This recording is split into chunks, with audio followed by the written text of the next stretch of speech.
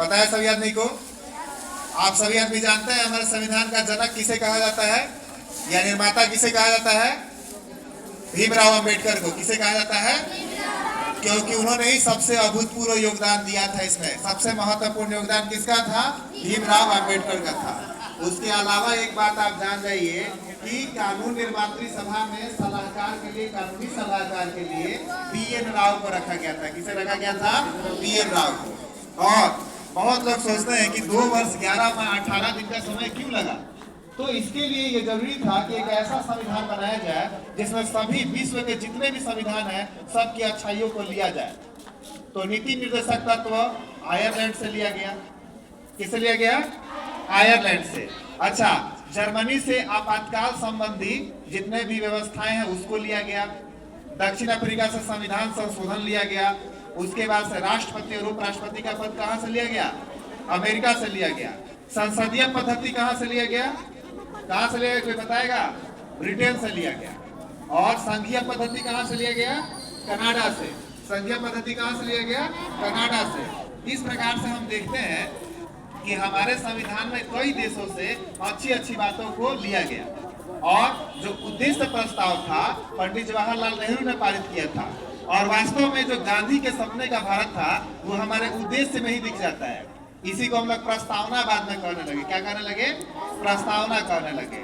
और जैसे जैसे समय आगे बढ़ता गया तो अनुच्छेद 32 है। अनुच्छेद 32 के बारे में किसी को पता है? इसमें संवैधानिक उपचार के बारे में बताया गया है। इसी को भीमराव अंबेडकर ने संविधान की आत्मा कहा है। हालांकि बहुत सारे लोगों ने प्रस्तावना को भी संविधान की आत्मा कहा है, लेकिन अगर आपका प्रश्न पूछ दे कि किसको भीमराव अंबेडकर ने संविधान की आत्मा कहा है तो अनुच्छेद 32 को। और इन सभी चीजों को आप देखते हुए लास्ट में ये महसूस करेगा कि हमारा जो संविधान है वो सबसे अद्वितीय है। विश्व का सबसे पहला लिखित संविधान तो अमेरिका का था, मानना है, सही बात है। लेकिन विश्व का सबसे बड़ा लिखित संविधान कहाँ का है? अपने भारत का। और सबसे अद्वितीय भी कहाँ का है? अपने भारत का। क्योंकि पहली बार किसी नेता ने उन सभी वर्ग के बारे में सोचा जो उतने समय से दबा हुआ था, कुचला हुआ था, उसको ऊपर उठाने के लिए आरक्षण जैसे शब्द को भी लगाया गया, उस संबंधी भी कार्य किए गए। तो इस प्रकार से आप देख सकते हैं कि हमारा देश जो है, यहाँ के नेताओं ने सबसे अलग हटकर कार्य करना चाहा।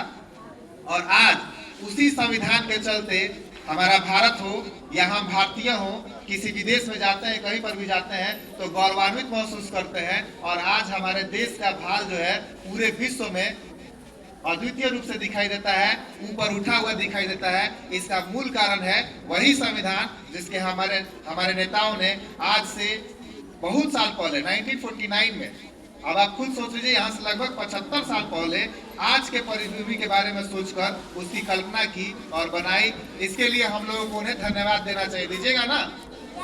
अपनी कृतज्ञता प्रकट करनी चाहिए ना? आजकल बहुत सारे लोग कहते हैं कि हमारे नेताओं ने कुछ नहीं किया, देश बेच दिया, ये कर दिया, वो कर दिया। नहीं, जो जिस समय था उस समय के हिसाब से कैसे काम किया जाता है उस तरीके से उन्होंने काम किया। अपने समय में उन्होंने अच्छा काम किया है और अब आगे आने वाले समय में आपको अच्छा काम करना है। ठीक है ना?